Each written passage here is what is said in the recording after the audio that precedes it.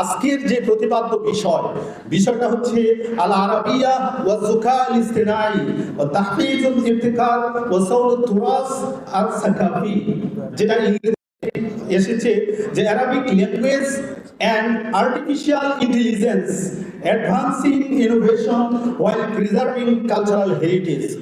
আসলে ঊনবিংশ শতাব্দীর চতুর্দশকের থেকে এই ধরনের চিন্তাটা একটা চিন্তা হিসাবে ডেভেলপ করা হয়েছিল যে মানুষের পাশাপাশি যন্ত্র মানুষের মতো ভাবে আর্টিফিশিয়াল ইন্টেলিজেন্স হিসাবে কাজ করবে। সেই চিন্তা থেকে আস্তে আস্তে ডেভেলপ হতে হতে 2010 সালে এসে বিভিন্ন খেলার ক্ষেত্রে দেখা গেছে যে একজন মানুষ এবং একজন আর্টিফিশিয়াল হিসাবে কম্পিটিশনে অংশগ্রহণ করে। সেই ধারাবাহিকতায় এসে আজকের দিনে খুব চমৎকার হিসাবে এই জিনিসটা এসেছে, আর্টিফিশিয়াল ইন্টেলিজেন্স কিভাবে কাজ করবে। আমরা আজকের দিনে দেখি, বিশেষ করে আমরা ভাষা শিক্ষার ক্ষেত্রে রাফিকুল লুগাহ আমরা খুঁজি। ভাষা শিক্ষার যেহেতু টোটালি ভাষা হলো একটা প্র্যাকটিক্যাল বিষয়, এই প্র্যাকটিক্যাল বিষয়ের জন্য রাফিকুল লুগাহ দরকার হয় ভাষাটাকে ব্যবহার করার জন্য। আমরা যখন আহলুল লুগাত না পাই বা পাওয়ার সুযোগ না থাকে, তখন আমরা এই আর্টিফিশিয়াল ইন্টেলিজেন্সকেও আমরা আজকের দিনে ব্যবহার করতে পারি ভাষার ডেভেলপমেন্টের জন্য।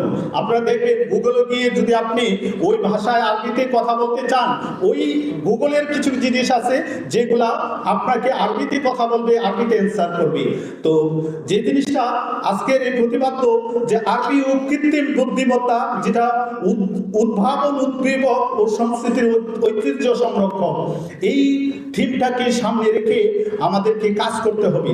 যেহেতু আরবি আন্তর্জাতিক আরবি ভাষা দিবস, সেই দিবসটাকে আমরা চিন্তা রেখে যেন আমাদের এই আরবি ভাষাটাকে আমাদের বিভিন্ন কর্মক্ষেত্রে কাজে লাগাতে পারি, আমাদের কর্মের একটা উত্তম মাধ্যম হিসাবে ব্যবহার করে নিতে পারি, এবং আর আন্তর্জাতিকভাবে যেমন স্বীকৃতি হয়েছে, আমাদের দেশেও আরবি ভাষাকে যেন আমরা স্বীকৃতির পর্যায়ে নিয়ে যেতে পারি।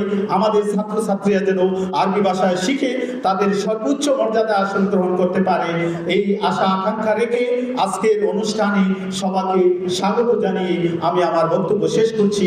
আসসালামু আলাইকুম ওয়া রাহমাতুল্লাহি ওয়া বারাকাতুহু।